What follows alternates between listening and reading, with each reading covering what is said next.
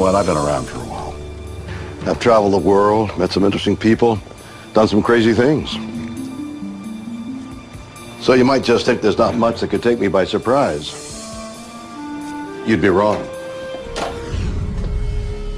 The world is full of stories and science and things that amaze and confound me every single day. Incredible mysteries that keep me awake at night. Some I can answer. Others just defy logic. A man beats incredible odds and cheats death. He's struck by lightning 6 times, yet lives. Is he a human lightning rod? A small child freezes solid in sub-zero temperatures, clinically dead for 2 hours. She amazingly survives. How is this possible? Beneath the Pacific Ocean, mysterious discovery threatens everything we believe about our nation's history. Did Chinese explorers reach American shores years before Columbus? Yep. It's a weird world, and I love it.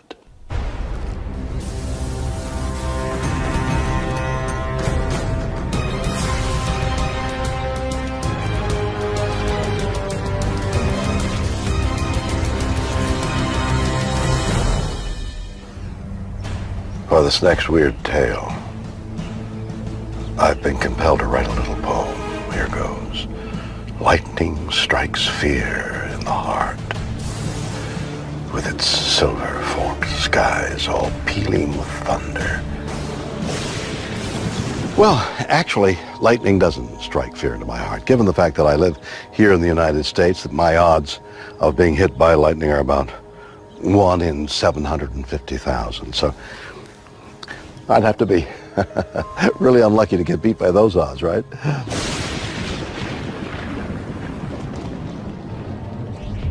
46-year-old Carl Mize may be the unluckiest person on Earth. The Oklahoma resident has been struck by lightning more than once.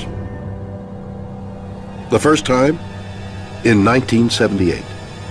You know, a storm came up and was lightning and thundering, and I'd run to the truck, and about the time that I grabbed the door handle, you know, lightning struck.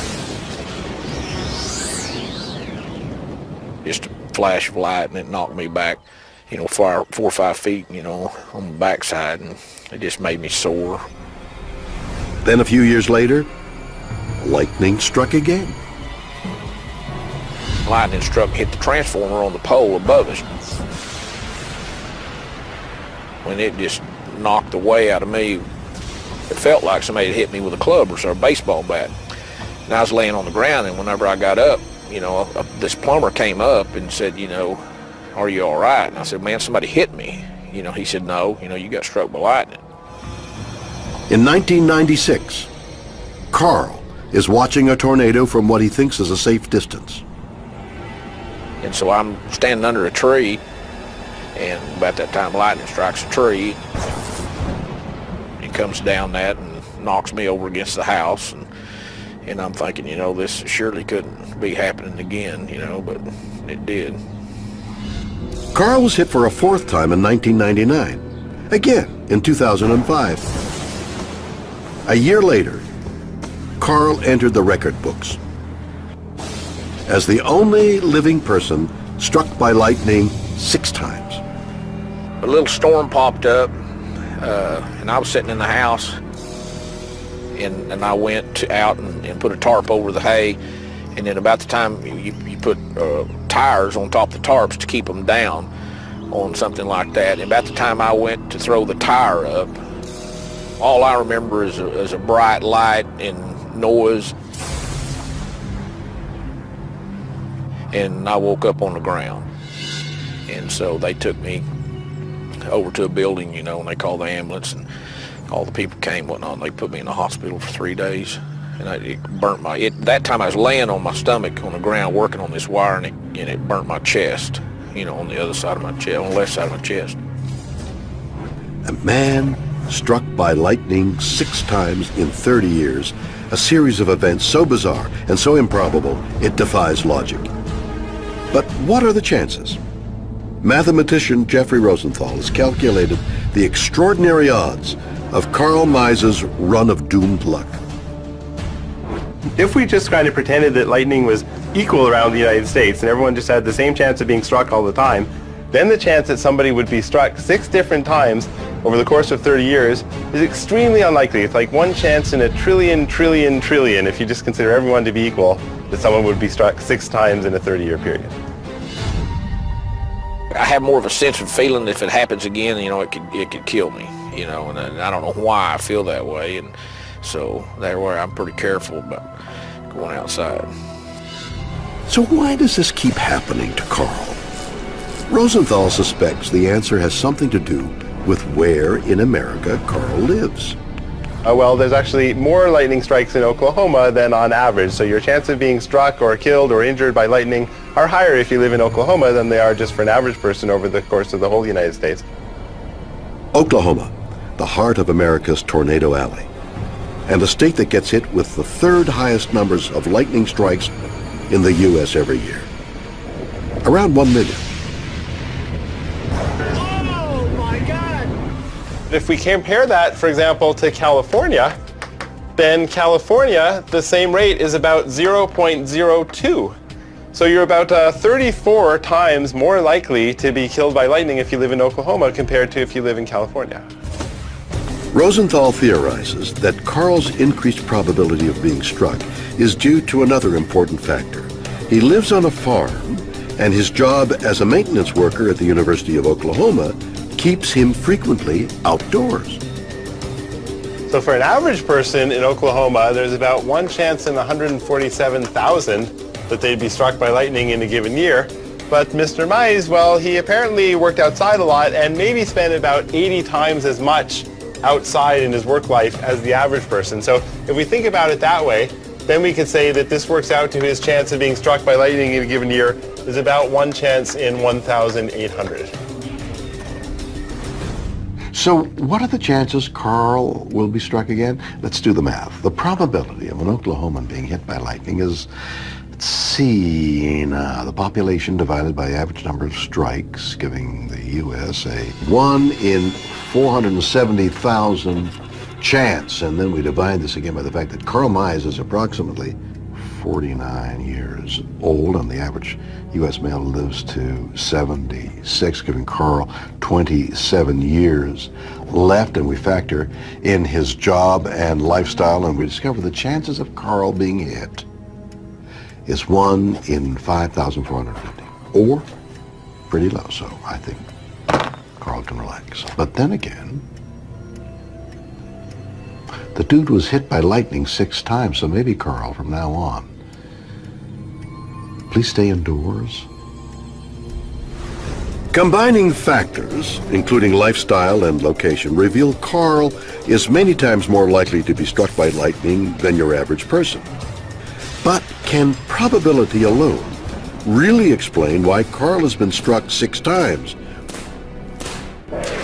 Or could there be something special about Carl that makes him attract this deadly natural force? A huge electrical discharge between a thundercloud and the ground. Lightning is a massive version of the electrostatic spark given off when you touch a door handle. Each lightning bolt has as much energy as a ton of TNT. Even if you could avoid being struck directly by a bolt, lightning can radiate across the ground, and anyone, like Carl, can be affected indirectly through physical contact with a struck object, suffering third-degree burns, ruptured eardrums, and even death, caused by a disruption of the nervous system and stopping the heart. Now, let's have ourselves a little Ben Franklin moment. When a lightning bolt bursts out of a thundercloud, it releases a massive amount of electrical energy into the air. Metal objects act like an antenna for this electricity, basically pulling in the excess energy that's in the air. And that's why if you're holding metal or just near metal, you're directing the charge of the lightning bolt straight to you, causing you to be electrocuted, even if you're never directly struck by lightning.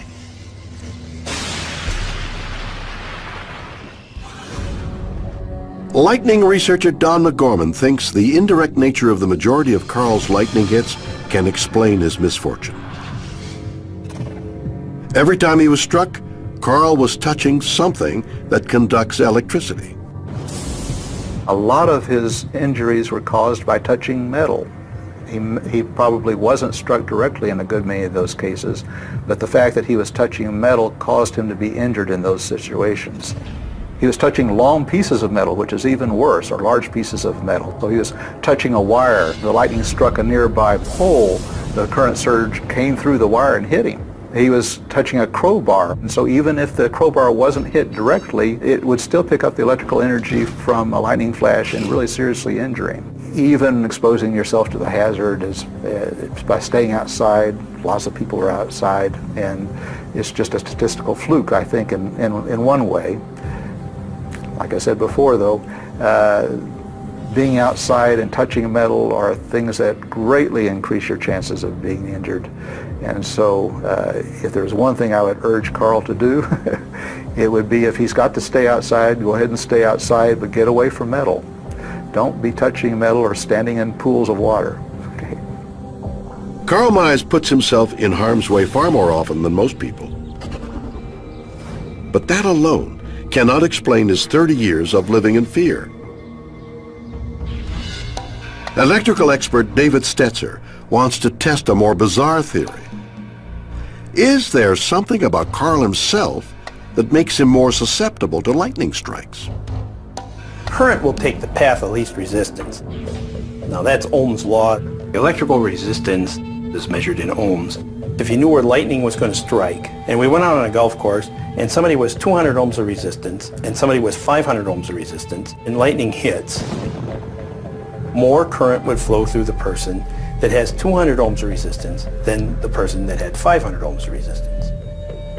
If the person has less resistance, they're a better conductor. Again, going back to what do you want to conduct electricity? Do you want to use a ceramic rod, or you want to use a copper wire, for example?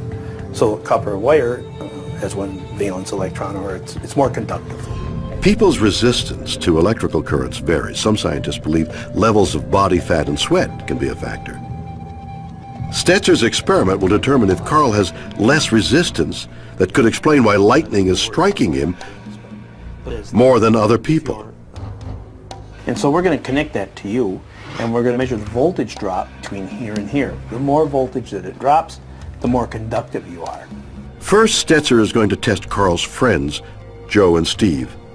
And he's reading 2.3 volts, 2.4, almost 4 volts. But what about Carl's readings? Ready? Here we go. And you can see the number drops down to 1.9 volts. Amazingly, Dave's test has revealed that Carl does indeed have greater conductivity than normal. But Don McGorman, one of the world's leading experts on lightning, is skeptical about the findings. There's very little about a person that could make them more likely to be struck. Even if they're a little more conducting, that's a really, really small influence on where a lightning flash hits, because a lightning flash is coming down from miles up in the atmosphere, and it's finding its way down to the ground, and why it hits a particular patch of ground is really a statistical process. It's the chance of any one piece of ground being hit, if you look at the probability ahead of time, is really, really small. It seems the reason Carl's been repeatedly struck by lightning can be traced to several factors. Where in America he lives, his outdoor lifestyle, his proximity to conductive materials, and sheer bad luck. But one question remains shrouded in mystery. How has Carl survived almost completely unscathed? Mathematician Jeffrey Rosenthal continues to grasp at a simple, logical answer in a story that seemingly defies reason. So you actually have even a little better than a 50-50 chance of surviving, even if you did get struck 6 times. So by comparison, if you flip a coin, you have a 50% chance of heads. So the chance of getting heads 6 times in a row would then be a half multiplied by itself 6 times, which is 1 chance in 64, or just about 1.5%. So it's much less likely that you'll get 6 heads in a row than that you'll survive 6 major lightning strikes in a row. According to Rosenthal, the odds of Carl's survival are around 1 in 5,000. But the fact remains, this is a man struck by lightning a world-beating 6 times. Is that weird or what?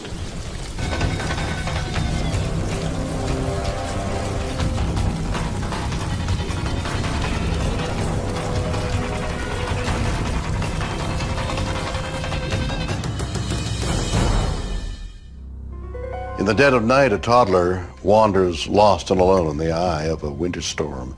She quickly succumbs to the cold and is frozen, almost solid, like a block of ice. Within minutes, she is clinically dead. Until something happens that can only be described as weird or what? Edmonton, Alberta, Layla Nordby and her 2 daughters, Erica and Elise, were having a sleepover at a friend's house. But when the kids went to sleep, the fun night turned into a waking nightmare. Erica was next to the wall, and sometime through the night she shimmied down the wall and basically got out of bed and went exploring. Layla woke at 2 a.m. when she saw her little girl had vanished. She panicked. I went all around the room. I went downstairs. I went into the playroom. I went everywhere, and Erica was gone. Then I saw the back door flapping, and that's when I realized something's wrong. And then that's when I started panicking. Erica had managed to get into the backyard wearing only a t-shirt and a diaper. The temperature was a minus 11 degrees Fahrenheit with a vicious wind chill. When I went outside and I looked over to the left, you could see these little footprints and you could see the trail. So I followed that little trail. It was only about 12, 13 feet, but it felt like it was longer. And at the end there I found Erica. Succumbing to hypothermia, Erica's heart had stopped beating. She had been clinically dead for over 2 hours, with no visible signs of breathing or blood circulation. In this state, permanent brain damage can occur within a matter of minutes. So I had no idea what I was in for. I didn't even know that there was a way to help her. I didn't know that there was nothing. When paramedics arrived, they found a distraught mother with her child almost frozen solid. When the paramedics took her from my arms, and it made a big clunking sound when they put her on the table, I really thought my daughter was not going to make it. But remarkably, they detected faint signs of life.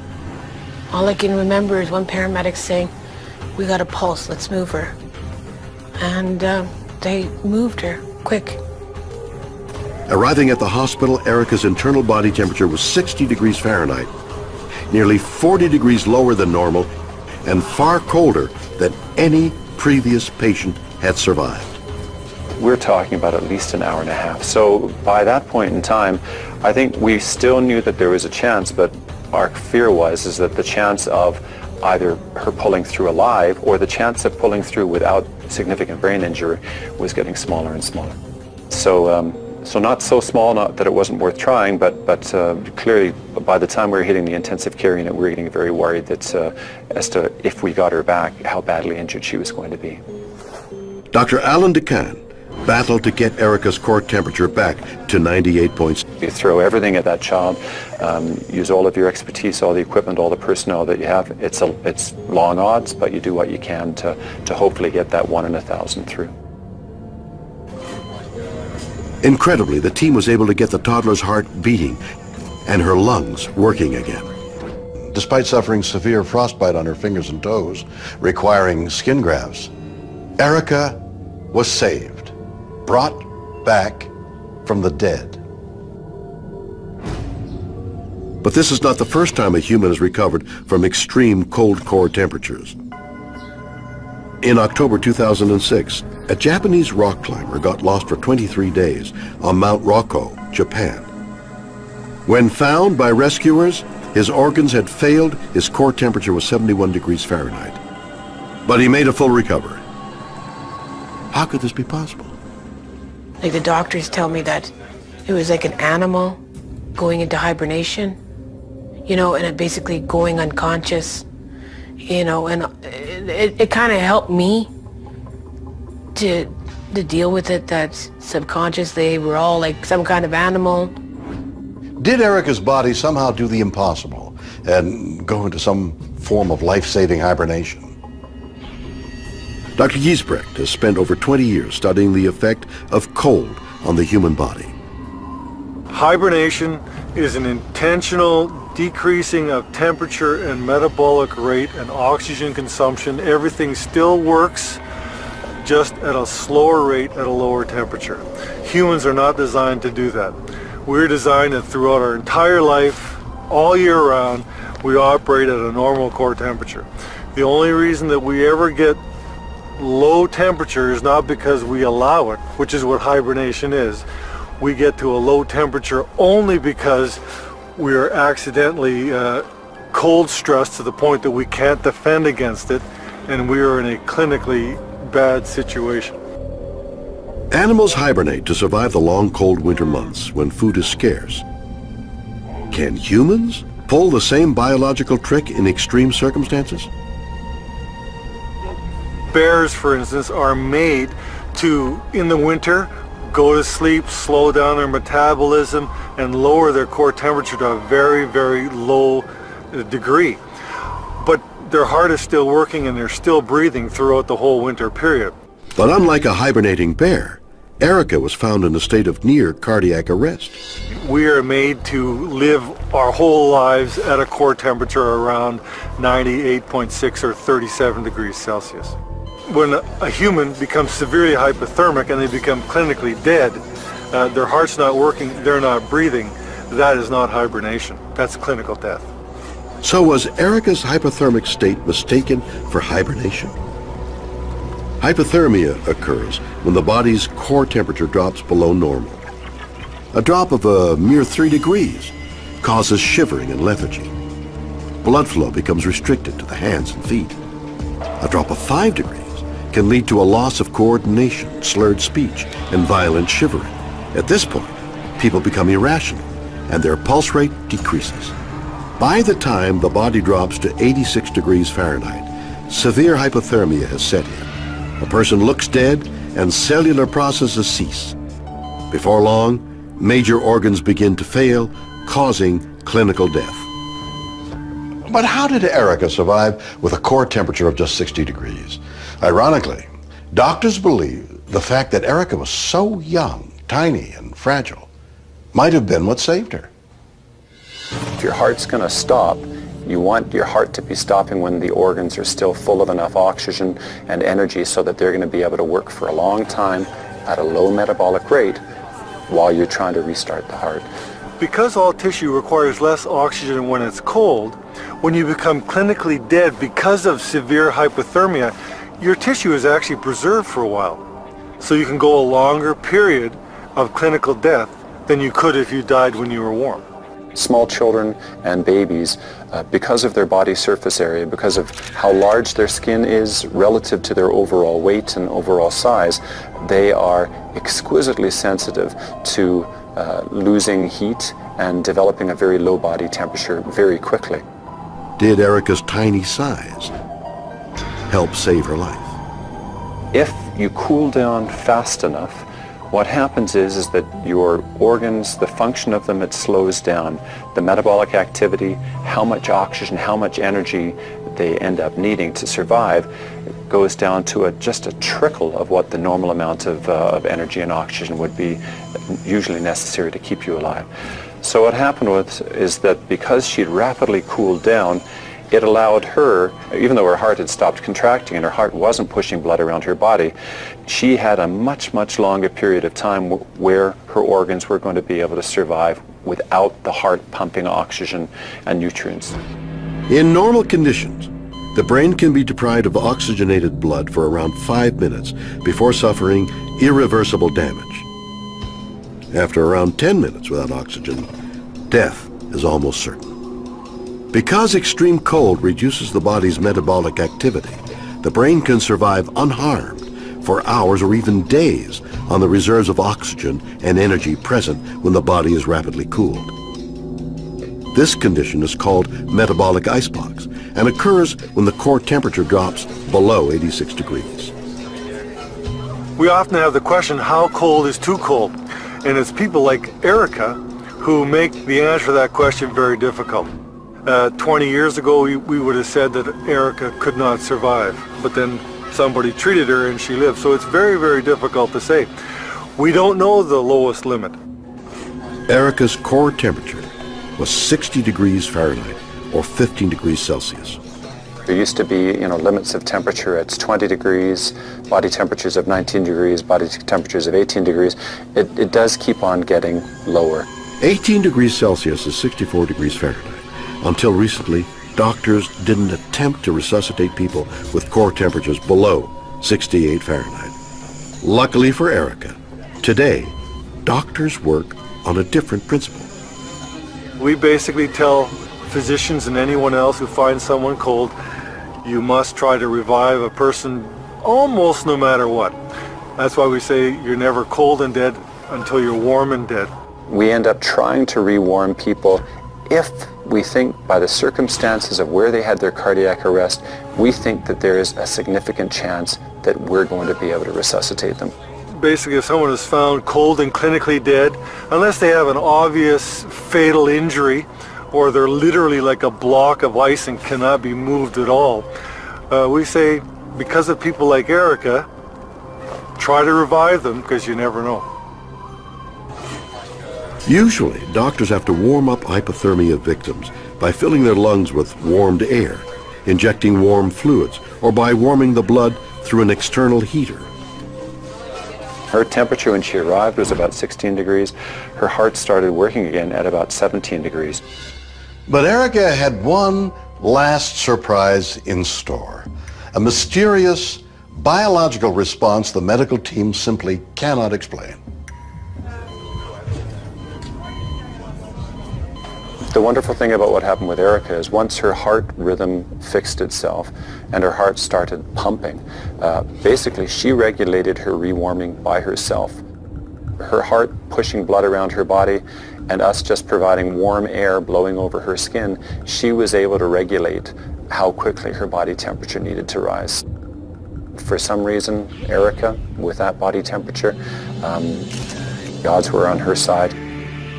Erica survived her ordeal without suffering any form of brain damage.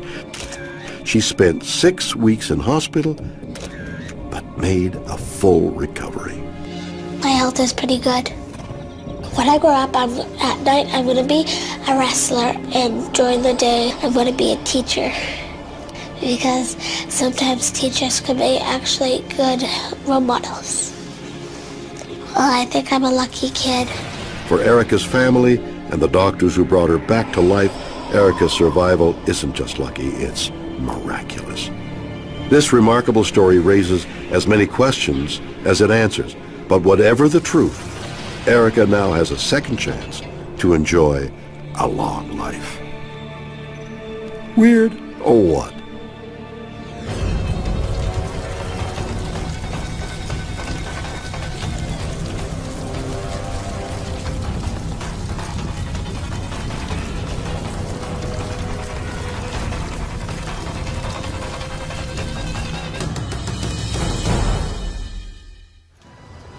Who were the first foreigners to lay claim to what is now the USA?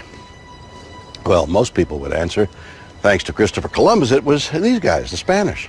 There's some evidence to suggest it was even these guys, the Vikings. But what if intrepid explorers from somewhere completely unexpected had really discovered America 100 years earlier than anyone else? Mysterious carved stones found off the coast of California threatened to turn history on its head. I've never seen anything like this. These stones could be proof that the Chinese beat Columbus to the New World. Bob Mustrow was scuba diving off Palos Verdes in Southern California when he made a strange discovery. I love to dive. It's a lot of intrigue. Every time you go, you don't know what you're going to see. You may see out here, you may even see a turtle. Every once in a while you do see them. You might see a shark out here. We'll be cruising along on scooters and this 7-gill shark comes right up and swims alongside of you. And you think, that's my buddy. No, that isn't my buddy. And it's just a lot of fun.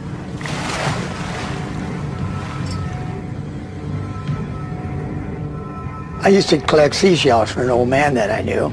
And as I did it, I found 2 round balls down there with a hole in them. Now, how did that hole get there? I've never seen anything like this. I had no idea what this thing is. Had no idea. Nobody else did. The stone is unlike any natural object Bob has ever seen.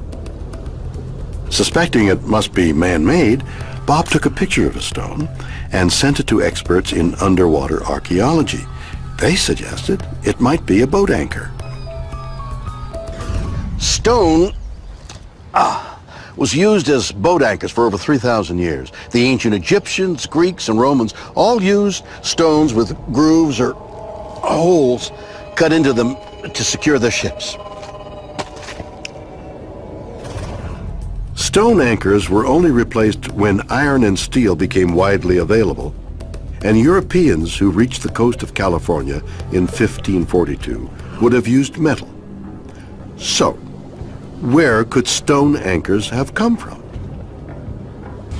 Well, let's see. I've been studying those Palos Verdes stones off and on for, gosh, 35, 40 years. Larry J. Pearson is an expert in nautical archaeology. The stone anchor style, represented by the collection from Palos Verdes, is a traditional anchor shape or group of anchor shapes that have been used continuously since very early times in China. The Chinese began switching from stone to metal anchors around 600 years ago. If Bob's anchors are at least that old, it could change everything we know about American history. It could mean the Chinese beat Columbus by over 100 years. It's a controversial theory. There's a huge fringe element out there that would like to believe in the tooth fairy and everything, you know. Larry Pearson has another, less sensational theory. He thinks the rocks are from modern times. The most logical explanation for the presence of that assemblage at that location has to be 19th century Chinese fishing. Larry's argument is that modern fishermen use an old technology because stone is cheap and readily available. Chinese fishermen in the 19th century California were using stone anchors of a style that had been used for thousands of years in China. Bob isn't convinced that his stone anchors belong to 19th century immigrant fishermen. He claims that some as yet unrecovered anchors weigh thousands of pounds, way too big for the immigrant fishing boats to even carry. I think there's a couple out there that are 3,000 or 4,000 pounds, and I think the real big ones out in 60 feet of water, they got to be 4,000 or 5,000 pounds. He assembles a team to recover a giant anchor to prove his point.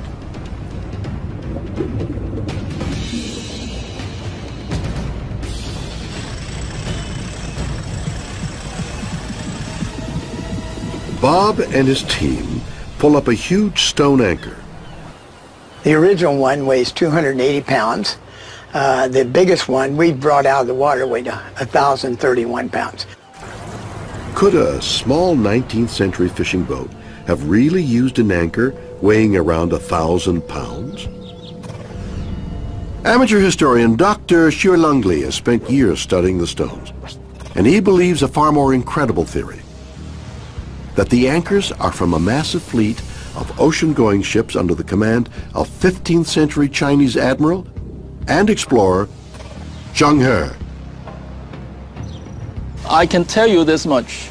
Chinese knew more about the world in Zheng He's time than all the European cartographers did. In fact, the European world maps drawn 100 years later probably were all based on some of the fragmented information collected by Zheng He during his trips. Zheng He's fleet is known to have reached India, the Middle East, and East Africa. Some scholars believe he rounded the bottom of Africa and made it to the Atlantic. But Dr. Li believes Zheng He got even further than that. What Zheng He did was actually going west from China through the Indian Ocean, Atlantic Ocean, Pacific, and then head home. That's the route he picked. Li believes the Chinese landed in the Carolinas, making contact with local Native American tribes. It's controversial, but if it's true, Li's theory would mean the Chinese circumnavigated the globe before the Spanish and beat Christopher Columbus to America. Can such an incredible idea be real? One piece of evidence supports this, the so-called Zheng He map. It is said to be a copy of a 15th century Chinese sailing map which contains detailed descriptions of Native Americans. Does the history of America need to be rewritten? Historian Professor Jennifer Pirtle doesn't believe it. Chinese sailors had almost no experience in open water. We know, of course, that they have the astrolabe. They get this from the Persians during the time of Mongol rule. We know that they know about latitude and longitude because under Mongol rule there's a globe that's made by a Persian astronomer in 1267, which is gridded with latitude and longitude. So they know the world is round. But what they don't really know how to do is sail across empty blue water. Dr. Pirtle doesn't think the Chinese were capable of crossing oceans in the 15th century. They're used to sailing from one coastal landmark to the next one. And they also don't really know how to ride currents and wind patterns. And I would say it's significant that the first crossing of the Pacific from Asia to California, or New Spain, to Mexico actually, starts in Cebu City in the Philippines and ends up in Acapulco in 1565. And it's navigated by Spanish sailors who have experience sailing in open water in the Atlantic. And they in fact apply their experience in the Atlantic to riding sort of curved current and wind patterns to the Pacific. They guess literally that the conditions might be like those in the Atlantic. And they apply that to sailing across the Pacific, and that's what enables the voyage to be successful. So it's hard to imagine that the Chinese, without that experience of open water sailing, would actually be able to make that crossing easily. But Dr. Li claims he has more evidence that Zheng He managed to cross the Atlantic. A mysterious brass medallion found buried in North Carolina. Along the route Li believes the Chinese would have taken. I think one of the major pieces of evidence is my brass medallion. The main thing that caught my eye was the inscription. It says, Great Ming Xuande. Xuande is the emperor who sent out Zheng He, the Ming admiral, for the last time of his 7th trip to visit other foreign countries. And then the last two words means delegated to give. The word delegated is the key because the emperor cannot or could not present a gift to the head of state. So he delegated an important person to present this gift. And this one must be a representative of the emperor, and he must be a very significant person. And this is only an ambassador. At that time, Zheng He is not only an admiral, but he also acts as the ambassador to visit the foreign countries. No one knows for sure how old the medallion is or where it came from. But to Dr. Lee, the exposure to Chinese culture and technology left other indelible echoes on the Native Americans' way of life, language, and even the way they wore their hair. It is interesting, but Dr. Lee's theory is not supported by most experts in the field. Dr. Pertl thinks it strange that there are no Chinese records of Zheng He's alleged discovery. In a culture that was so good at documenting, recording not only text but pictures. So one would think that if the Ming had managed to reach North America, we would have some kind of textual record, and that record would have been transmitted either in manuscript copies or in print. One also might think we have an extraordinarily strong tradition in China also of printing not only text but images, so one would expect to find perhaps printed maps. So perhaps it wasn't the medieval Chinese who came to our shores and left these great stone anchors. But new evidence from scientific dating done on a stone similar to that found by Bob Moostrel suggests the answer to this mystery may be even more incredible than anyone could ever have imagined. Down in San Diego, they brought a stone anchor, a round stone with a hole in it, up from very deep depth. It had magnesium nodules growing on it, so they dated those magnesium nodules, and it was 4,000 years ago. Now, the Chinese had huge boats in those days. The boats were so large they had 1,000 crew members, and they had sail and paddle wheel and oars. The implications are enormous. An ancient civilization reaching America's west coast 4 millennia ago. People in Europe didn't even know the existence of Pacific Ocean. So this has to come from Asia, and most likely from China. So that's my conclusion. Well, that's amazing. I think it's really, really fantastic. We discovered these stones. We're inquisitive about it. I've always been that way in my life, and I want to find out what they are before I pass on. We got to hurry. The origins of the huge sunken stones remain a mystery. Are they discarded anchors? Did they belong to 19th century fishermen? Or did a medieval Chinese admiral set foot on American soil generations before the Europeans? Weird or what?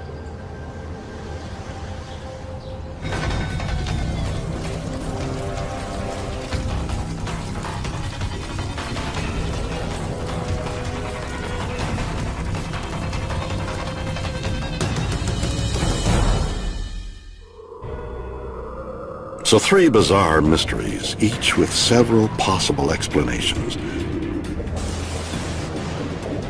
A man is struck by lightning, a world record 6 times. Is he just the world's unluckiest man? Can mathematics explain his run of doomed luck? Or is there something special about his body that might actually attract lightning? A child freezes almost solid on a harsh Canadian winter night. She is clinically dead for hours, yet survives. Did her body go into some form of human hibernation?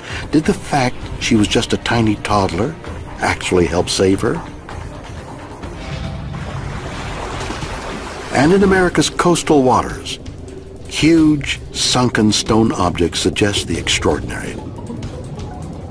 Are they anchors left by a fleet of medieval Chinese ships?